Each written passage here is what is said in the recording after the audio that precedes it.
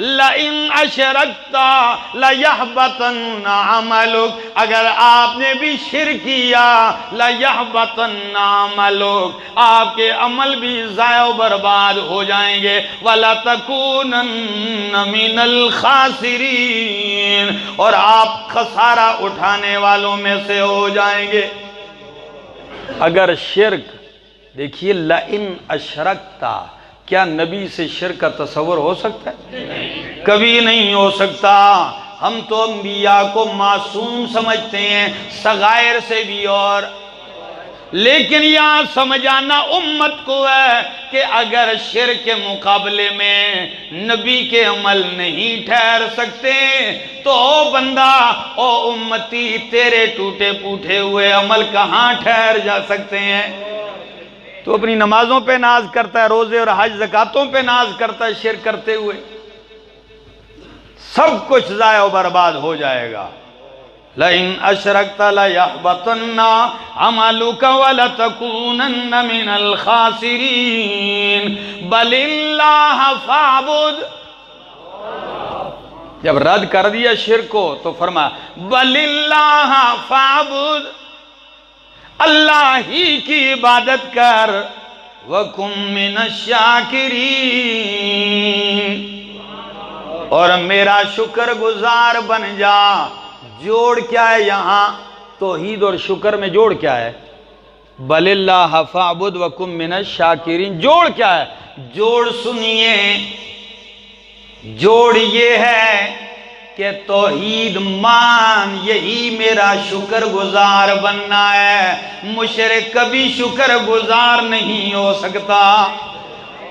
مشرک جو ہے حقیقت میں ناشکرہ ہے۔ کیا ہے؟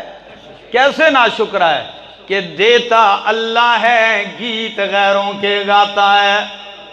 دیا اللہ نے اور نام رکھا پیراں دیتا ہے کہ نہیں؟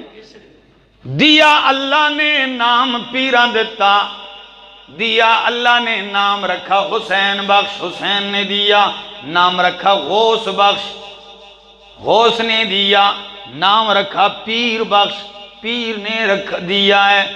بہت کم لوگ ہیں جو کہتے ہیں الہی بخش۔ کس نے دیا؟ یہ بہت کم ہیں، ورنہ لوگوں کی حالت تو یہ بن چکی ہے۔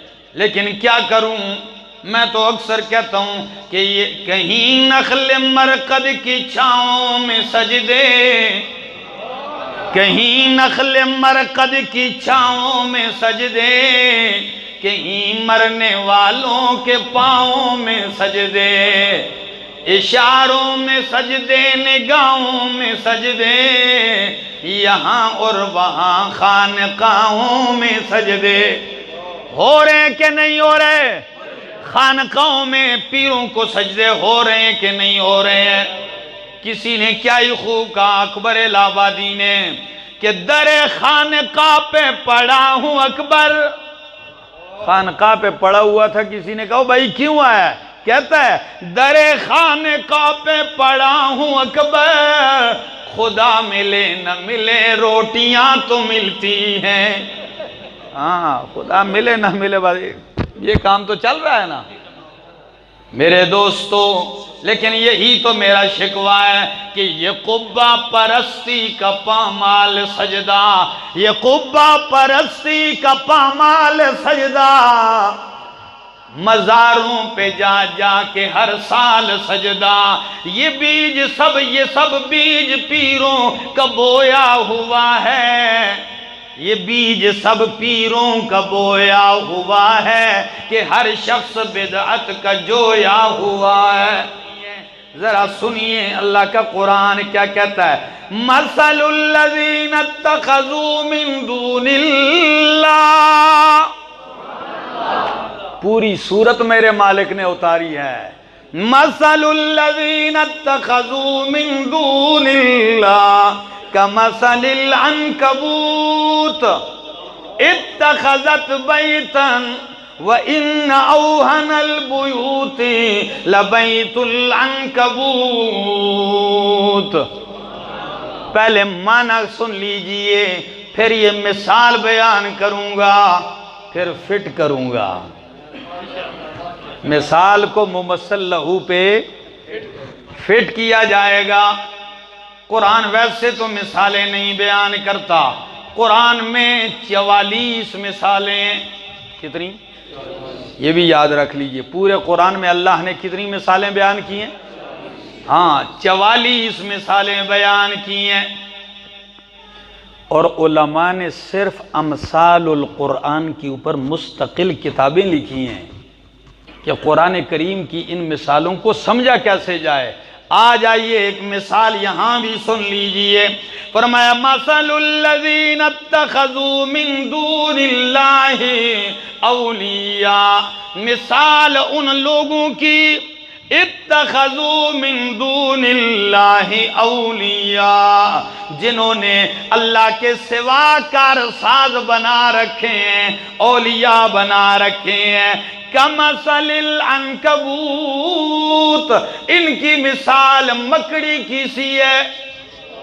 کس کی؟ مکڑی جیسی ہے۔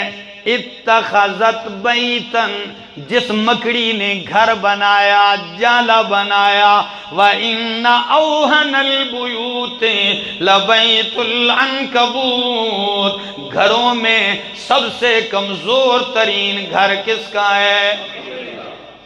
تو مجھے بتاؤ مکڑی جانتے ہیں آپ؟ جی پشتو میں اس کو جولا کہتے ہیں، پنجابی میں اس کو ڈاور کہتے ہیں، بعض علاقوں میں آپ کے بولی میں کیا کہتے ہیں؟ ببوا۔ ہاں جی، اور نہیں سمجھے تو یہ دیکھ لو کئی جگہ پہ مسجد میں وہ کونوں میں جالا سا بنایا ہوا ہوتا ہے، ٹھیک ہے جی؟ جی ہاں ببوا۔ یہ اچھا ہو گیا مختلف نام آگے۔ مسئلہ اب سنیے، قرآن کہتا ہے مشرک اور اس کے شرک اور شرکا کی مثال مکڑی اور اس کے جالے کی سی ہے۔ آئیے میرے رب کے سمجھانے پہ قربان جاؤں، کیا انداز ہے سمجھانے کا۔ فرمایا سب سے کمزور ترین مکان گھر مکڑی کا ہے، مکڑی گھر بناتی ہے، جالا ہوتا ہے اس کا۔ تو سچ بتاؤ جالا سردی سے بچا سکتا ہے؟ جال جو ہوا سردی سے کیسے بچائے گا؟ اچھا دھوپ گرمی سے بچا سکتا ہے؟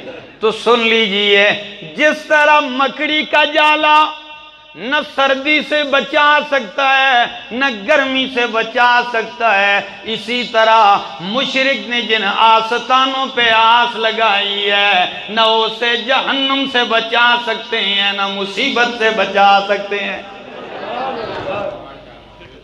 اچھا دوسری وجہ، مکڑی نے گھر بنایا، مٹیریل بازار سے لایا، جی کہاں سے لاتی ہے؟ ٹیڈھیوں کٹ دیئے، جی ہے کہ نہیں؟ ہاں اپنے اندر سے سارا مواد نکالتی ہے۔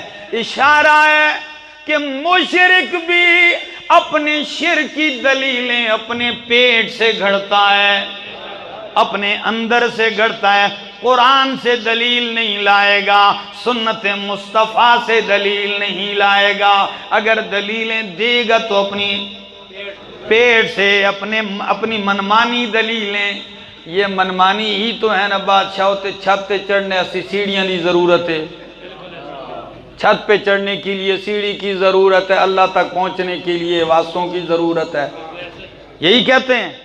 تو یہ دلیل قرآن کی ہے، یہ پیٹ سے سارا مواد نکل رہا ہے، بلکہ میں تو کہتا ہوں ان کا دین نکلتا بھی پیٹ سے اور داخل بھی پیٹ ہی میں ہوتا ہے اور ہوتا بھی پیٹ ہی کے لیے، سارا چکر ہی اسی کا ہے۔ یہ نہ ہو نا یہ پیٹ ختم ہو جائے تو پھر تو سارے ربڑ ہی ختم ہو جائیں۔ مولانا بجلی گر صاحب کو کسی نے کہا مسئلے دا حل، نہ کہا یہ پیٹ تا مسئلہ ہے، میرا پیو بھی نہیں حل کر رکھتا، سارا مسئلہ اس کا اسی نے خراب کیا ہوا ہے۔ تیسری وجہ، مکڑی جالا بناتی ہے مکھیاں پھنسانے کے لیے۔ کیا کبھی مکھی پھنسی ہوئی دیکھی ہے؟ تو مشرکوں نے جتنے بھی اڈے بنائے ہیں یہ مریدوں کو پھنسانے کے لیے ہیں۔ ذرا چوتھی وجہ، جب مکھی پھنستی ہے مکڑی فوراً اس کے اوپر جالا تن دیتی ہے کہ بھاگ نہ سکے۔ ادھر بھی اگر کوئی غیر اللہ شرک کے اڈوں اور آستانوں پہ چلا جائے تو یہ بھی جھوٹی کرامتوں، کشفوں اور خرافات کا جالا تننا شروع کر دیتے ہیں اس پہ۔ بادشاہو ہون صحیح جگہ پہنچے ہو، ساڑھے حضرت انہیں کھوتے بھی زندہ کر دیں۔ ہاں یقین کرو، فلاں کا گدہ مر گیا تھا وہ زندہ کر دیا تھا، یہ اس طرح کر کے بیڑے پار کر سکتے ہیں۔ تو جب یہ قصے سنائے جاتے ہیں تو اچھا واقعی ہون میں ٹھکانے پہنچ آیا۔ اچھا پھر جب وہ پھنستی ہے مکھی تو مکڑی اس سے غذائیت چوس لیتی ہے، غذائیت ساری غذائیت چوس کے لیتی ہے، اندر سے کھوکھلا کر دیتی ہے، ڈھانچے کو ایسے ہی بیکار چھوڑ دیتی ہے۔ ادھر جاؤ گے یہ مشرک اندر سے ایمان غیرت چوس لیتے ہیں، اور غیرت ایمان عقیدہ چوس لینے کے بعد تھاپڑا مار کے کہتے ہیں ہون پترا جول کامیاب ہے تم، اندر سے خالی کر کے ایمان بھی گیا، عقیدہ بھی گیا، اور کبھی کبھی تو جا کے عزت بھی ہاتھ دو بیٹھتے ہیں، عزت سے بھی پکڑے گئے کہ رنگے ہاتھوں کے نہیں پیر۔ کون سمجھائے اس قوم کو؟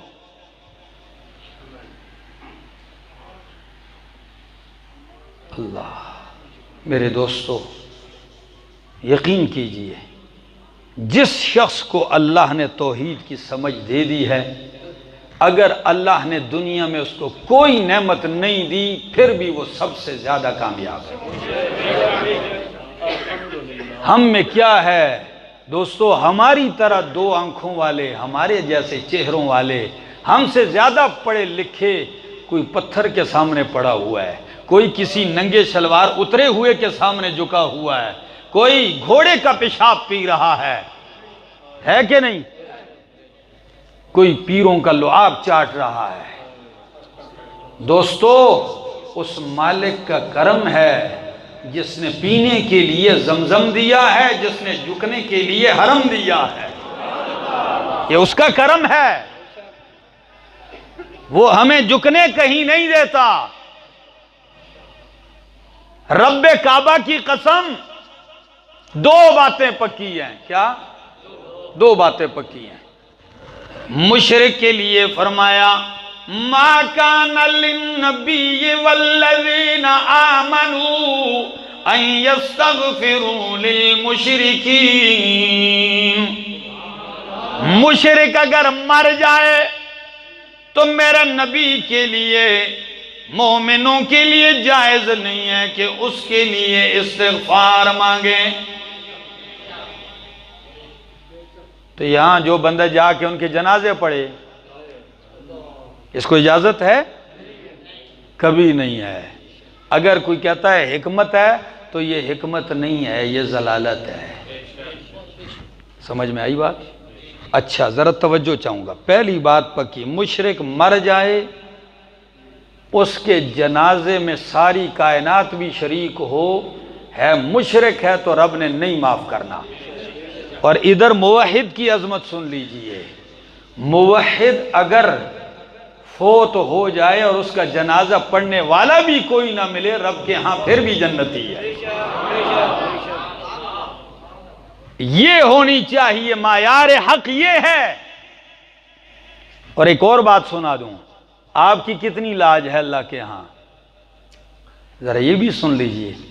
موحد گناہگار فوت ہو گیا، زیادہ نہیں، صحیح مسلم کے الفاظ ہیں، 40 موحد بھی اگر کھڑے ہو کے اللہم اغفر لحینا و میتنا کہہ دیں، اللہ اسے بھی معاف کر دیتا ہے۔